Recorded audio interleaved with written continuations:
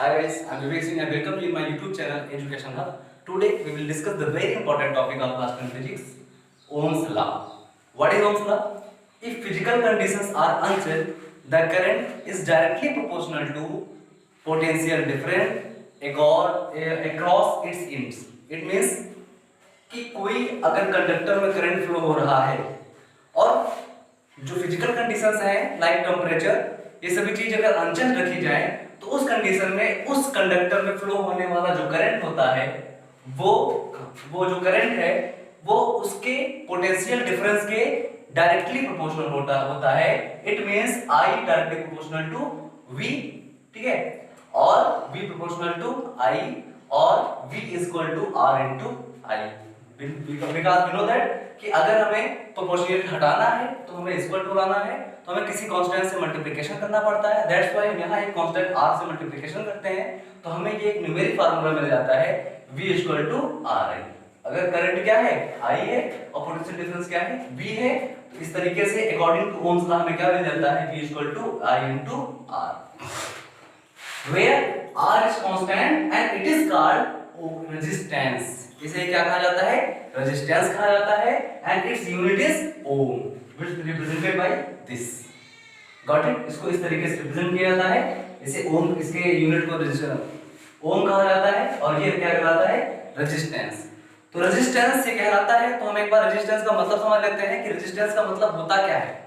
ये एक वर्ड है जो रेजिस्ट से मिलकर बना है। रेजिस्ट मींस क्या होता है कि किसी फ्लो ऑफ चार्जेस को रोकना मतलब किसी कंडक्टर में अगर चार्जेस फ्लो हो रहे हैं तो उसे रोकने का काम जो करता है वही क्या कहलाता है? रेजिस्टेंस। फॉर एग्जांपल हम यहाँ बात करते हैं कोई एक वायर, सपोज करो कोई एक वायर हम ले लिए हैं जहाँ पे चार्जेस फ्लो हो रहे हैं। वी नो दैट कि फ्री इलेक्ट्रॉन्स फ्लो होते हैं, उसी की वजह से इलेक्ट्रिक करंट फ्लो होता है, ये हम लास्ट क्लास में पढ़ चुके हैं। तो ये इलेक्ट्रॉन जब फ्लो होते हैं, इसमें मान लो किसी वायर है, कोई वायर है, सिल्वर का वायर है, तो इसमें बहुत सारे एटम्स होंगे और ये सारे एटम जब यहाँ से यहाँ जाएंगे तो किसी दूसरे एटम से टकराएंगे, दूसरा यहाँ से यहाँ जाएगा तीसरे से टकराएगा, तीसरा आगे जाएगा चौथे से टकराएगा। इस तरीके से जब ये एक एटम दूसरे एटम से टकराता है किसी वायर का, किसी कंडक्टर का, तो वो इसको रेजिस्ट करने का काम करता है। ये दूसरा एटम पहले एटम को क्या करने की कोशिश करेगा?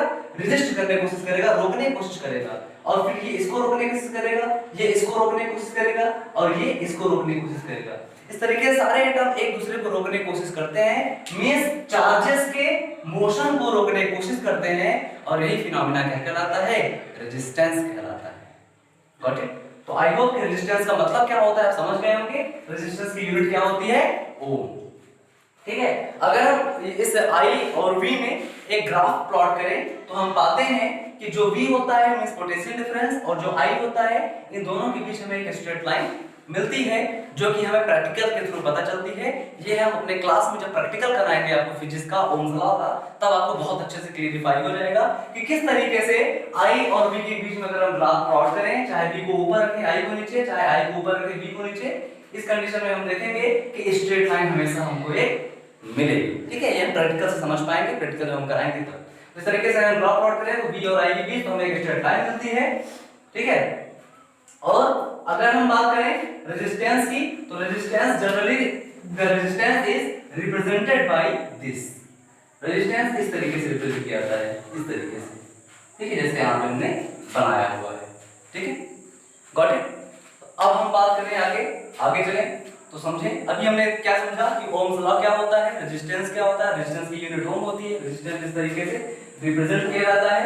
रेजिस्टेंस का एक्चुअल डेफिनेशन क्या है, हम V और I में ग्राफ प्लॉट करें तो हमें क्या मिल जाता है? एक स्ट्रेट लाइन। अब हम देखेंगे बहुत ही इंपॉर्टेंट जो हमारा फैक्टर है वो क्या है? Factors on which resistance depends.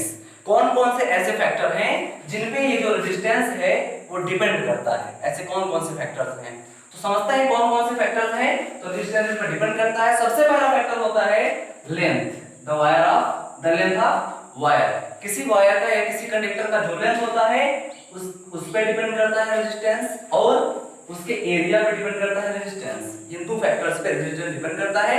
As well as resistance temperature पे भी डिपेंड करता है, उसके साइज पे भी डिपेंड करता है, वो यहाँ पे हम आपको बस बता रहे हैं ओरली। ठीक है, रेजिस्टेंस किसी भी कंडक्टर के टेंपरेचर पे भी डिपेंड करता है, उसके मटेरियल के, उसके साइज पे डिपेंड करता है, एज वेल एज सबसे बड़ी चीज उसके लेंथ पे डिपेंड करता है और उसके एरिया पे डिपेंड करता है। तो किस तरीके से इन पे डिपेंड करता है रेजिस्टेंस, आओ हम समझते हैं। सपोज करें कि कोई एक वायर ले लेते हैं हम और सपोज करते हैं कि इस वायर की लेंथ कितनी है, L है, और इस वायर का जो एरिया है, क्रॉस सेक्शन एरिया, वो कितना है, 1 है। ठीक है, अब इस कंडीशन में हम देखेंगे जो इलेक्ट्रॉन्स होते हैं मींस फ्री इलेक्ट्रॉन्स, उनका काम क्या होता है, मोशन करना, और उन्हीं फ्री इलेक्ट्रॉन की वजह से किसी भी कंडक्टर में चार्जेस फ्लो करते हैं, और चार्जेस फ्लो होने की वजह से क्या होता है, इलेक्ट्रिसिटी फ्लो होती है। तो हम इस वायर में इलेक्ट्रिसिटी में फ्लो कराना है, हमें किसी सेल से जोड़ना होगा, तो हम जानते ही हैं। तो उसके बाद इलेक्ट्रिसिटी फ्लो होती है, मींस फ्री इलेक्ट्रॉन्स जो है वो मूव करने लगते हैं। अब हम जानते हैं कि फ्री इलेक्ट्रॉन्स मूव कर रहे हैं, कैसे मूव कर रहे हैं समझते हैं। ये एक इलेक्ट्रॉन दूसरे इलेक्ट्रॉन से टकराता है, दूसरा तीसरे से टकराता है, तीसरा चौथे से टकराता है, चौथा पांचवें से टकराता है। इस तरीके से सारे एटम्स एक दूसरे एटम से टकराते हैं और इसे रेजिस्टेंस कहा जाता है, जो हम ऊपर समझ चुके हैं। तो अब हम ये जानते हैं कि जब रेजिस्टेंस होता है तो ये रेजिस्टेंस किन पे डिपेंड करता है, तो हम आपको पहला फैक्टर बता रहे हैं कि इसकी लेंथ पे डिपेंड करता है। इट मींस लेंथ के डायरेक्टली प्रोपोर्शनल होता है। तो समझते हैं किस तरीके से लेंथ के डायरेक्टली प्रोपोर्शनल होता है रेजिस्टेंस, आओ समझते हैं। सपोज करिए कोई एक आप वायर बना लेंगे, ठीक है, हम एक कोई वायर एक बना लेते हैं, ठीक है, ये एक सिलिंड्रिकल वायर है जिसका लेंथ L है, ठीक है। अब इस पे कुछ इलेक्ट्रॉन्स हैं जो मूव कर रहे हैं, ये फ्री इलेक्ट्रॉन्स हैं जो मूव कर रहे हैं, ठीक है। एक दूसरा वायर भी हम बना लेते हैं और जिसकी लेंथ हम इतनी रखते हैं, ठीक है, इसकी ब्रेड्थ सेम है, मींस एरिया सेम है, लेकिन लेंथ क्या है, कम है। अब हम देखें कि यहाँ पे जो फ्री इलेक्ट्रॉन्स होंगे जो ये मूव करेंगे और यहाँ पे जो फ्री इलेक्ट्रॉन्स होंगे, तो किस कंडीशन में फ्री इलेक्ट्रॉन्स ज्यादा होंगे, इस कंडीशन में ज्यादा होंगे। जाहिर सी बात है, क्योंकि एटम ज्यादा होगा तो फ्री इलेक्ट्रॉन ज्यादा, और जब फ्री इलेक्ट्रॉन ज्यादा होंगे तो रेजिस्टेंस भी क्या होगा, ज्यादा होगा, क्योंकि अब ये ज्यादा जगहों पे टकराएगा, है ना, क्योंकि ज्यादा एटम है तो ज्यादा जगह पे टकराएगा, तो ज्यादा रेजिस्टेंस होगा, मतलब ज्यादा रुकेगा फ्लो ऑफ चार्ज, इसलिए इसका रेजिस्टेंस क्या हो जाता है, ज्यादा। और ये एरिया इसका लेंथ क्या है, कम है, तो कम जगहों पे टकराएगा, तो रेजिस्टेंस भी क्या होगा, कम, इसीलिए इसका वो रेजिस्टेंस क्या हो जाता है, कम। इट मींस लेंथ ज्यादा है तो रेजिस्टेंस भी क्या होगा, ज्यादा होगा, लेंथ कम है तो रेजिस्टेंस भी क्या होगा, कम होगा। Got it? आई होप आपको अच्छे समझ में आया होगा। दूसरा देखते हैं कि एरिया पर डिपेंड करता है, लेकिन एरिया के इनवर्सली प्रोपोर्शनल होता है। रेजिस्टेंस एरिया के इनवर्सली प्रोपोर्शनल होता है, उसे हम समझते हैं एक एग्जांपल से। सपोज करिए कि हम बना लेते हैं कोई एक फिर से वायर जैसा कोई मटेरियल, इसका हम इतना एरिया रख देते हैं, गॉट इट, ये इसका एरिया है, और दूसरा एक वायर बना लेते हैं जिसका एरिया हम कम रखते हैं लेकिन लेंथ सेम रखेंगे, ठीक है। इसका एरिया हम ज्यादा बनाएंगे, ज्यादा, ये मान लो इतना एरिया है ना, और दूसरा हम लेते हैं इसका एरिया कम लेंगे लेकिन लेंथ क्या होगा, सेम होगा। अब बताइए, अब दोनों कंडीशन में हम देखें, इसका एरिया ये है, इसका एरिया ये है। अब इन दोनों कंडीशन में देखें, यहाँ पे इलेक्ट्रॉन्स फ्लो होंगे, ठीक है, ये इलेक्ट्रॉन्स फ्लो हो रहे हैं, फ्री इलेक्ट्रॉन्स, और यहाँ पे भी इलेक्ट्रॉन्स होंगे। अब इस कंडीशन में हम क्या देख पाएंगे कि इसके जो एटम्स हैं वो पास पास है या दूर दूर, दूर दूर है, और इसके एटम क्या है, पास पास है, क्योंकि एरिया क्या है, कम। तो जब एटम पास पास है तब ज्यादा तेजी से टकराएगा, या एटम दूर दूर है तब ज्यादा टकराएगा। जब एटम पास पास होगा तब जो है एक एटम दूसरे एटम से ज्यादा तेजी से टकराएंगे। इस वजह से क्या कंडीशन निकल के आती है कि जो ये होता है R मींस रेजिस्टेंस, वो एरिया के इनवर्सली प्रोपोर्शनल होता है, मींस एरिया जितना कम रेजिस्टेंस उतना ही ज्यादा, और एरिया जितना ज्यादा तो एटम उतना दूर, और एटम उतना दूर तो रेजिस्टेंस उतना ही कम हो जाएगा। Got it? इस तरीके से हम पाते हैं कि रेजिस्टेंस डिपेंड करता है एरिया पे, और एरिया के इनवर्सली प्रोपोर्शनल होता है, मींस अगर एरिया कम है तो रेजिस्टेंस क्या होगा, ज्यादा, और एरिया अगर ज्यादा है तो रेजिस्टेंस क्या होगा, कम। I hope you got it very well, ठीक है। और ये इसके प्रोपोर्शनल होता है, it means R proportional to L and R proportional to 1 upon A. It means R is equal to rho into L upon A. What is rho? Here rho is a constant. It's called as resistivity of the conductor of the material. It means resistivity है, resistivity of material, कि जिस conductor में flow हो रहा था charge, उसका जो resistivity है उसे क्या कहा जाता है, रो कहा जाता है। प्रोपोर्शन हटा के इक्वल है तो उसे रो कहा जाता है। इसे क्या कहते हैं हम, रेजिस्टिविटी। इट्स डिनोटेड बाय रो। इस तरीके से रिप्रेजेंट किया जाता है और इसकी यूनिट क्या होती है, ओम मीटर। और यूनिट कैसे निकालते हैं आप जानते हैं, फिर भी आपको बता दें यूनिट निकालने के लिए। अब इस फार्मूले से हम देखो, अगर यूनिट निकालना हो सीखें कि रो इक्वल टू क्या हो जाएगा, R इंटू ए अपॉन एल। इस कंडीशन में हम देखेंगे रो इक्वल टू क्या हो जाएगा, R क्या होगा, ओम, ठीक है, ए क्या होगा, मीटर स्क्वायर, अपॉन एल क्या होगा, मीटर, कैंसिल हो गया, इक्वल टू क्या हो गया, रो मीटर। तो इस तरीके से रो की यूनिट क्या हो जाती है, ओम मीटर। Got it. अब हम देखेंगे आज की अपनी एक और क्लास जो कि बहुत इंपॉर्टेंट है, छोटी सी है, बहुत ज्यादा इंपॉर्टेंट नहीं है, फिर भी आप समझ लीजिए कि electric circuit and it's components. जो हमारे घरों में इलेक्ट्रिक सर्किट यूज होता है उनमें कौन कौन से कंपोनेंट्स लगे होते हैं, उनका थोड़ा सा एक छोटा सा देख लेते हैं, समझ लेते हैं कि क्या क्या होता है। सपोज करिए कोई इलेक्ट्रिक सर्किट है जो हमारे घरों में यूज होती है, उसमें क्या होता है कि यहाँ पे कोई एक बल्ब है, ठीक है, इस बल्ब को हम इस वोल्टमीटर से कनेक्ट करते हैं, एमीटर से कनेक्ट करते हैं, की लगाते हैं, सेल लगाते हैं और बल्ब जलने लगती है। कैसे? सेल क्या है, सेल क्या होता है, सेल एक ऐसा सिस्टम होता है जिसकी वजह से इलेक्ट्रिसिटी फ्लो होती है।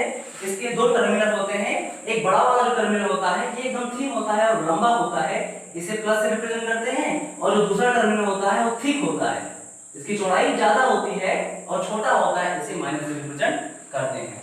दूसरी कंडीशन देखें बल्ब की, तो बल्ब हम जानते हैं घरों में लगाया जाता है, इससे हीट जनरेट होती है as well as light generate होती है, आप जानते हैं। तीसरी बात करें वोल्टमीटर की, ये वोल्टमीटर क्या होता है, वोल्टमीटर काम होता है पोटेंशियल डिफरेंस को मेजर करता है। वोल्टमीटर पोटेंशियल डिफरेंस को मेजर करता है और हमेशा सर्किट में ये पैरेलल लगाया जाता है, कभी भी सीरीज में नहीं लगाया जाता। सीरीज पैरेलल क्या होता है नेक्स्ट क्लास में समझेंगे। तो पैरेलल में हमेशा वोल्टमीटर लगाया जाता है और उसका वर्क क्या होता है, पोटेंशियल डिफरेंस को मेजर करना।